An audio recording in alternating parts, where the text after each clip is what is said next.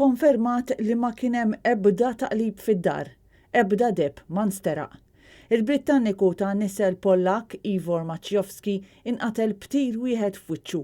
Il-katavru ta' Chris Pandolfino li nstab fis-sular t'isfel kellu 3 tiri ta' pistola u mhux esklus li qabel inqatel issielet mal-aggressuri li daħlu fid-dar.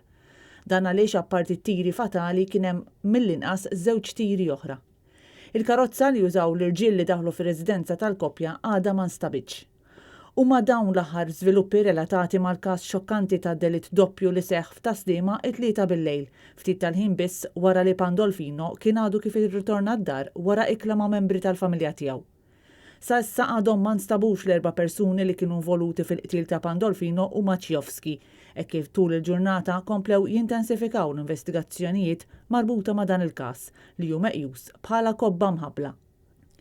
Kif żvela Net News l-esperti li qed jinvestigaw id-delitt doppju ta' Pandolfino u Maciejowski qed jimxu fuq it-teżi li l-persuni li daħlu fir-residenza fi Triq Locker għamlu dan l-att speċifikament biex iwettqu qtil.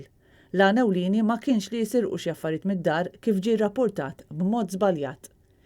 Il-koppja Chris Pandolfino ta' 58 sena u Ivor Maciejowski ta' 30 sena kellhom diversi rabtiet fid-dinja ta' negozju li ma rabtiet qed jiġu investigati mill-pulizija.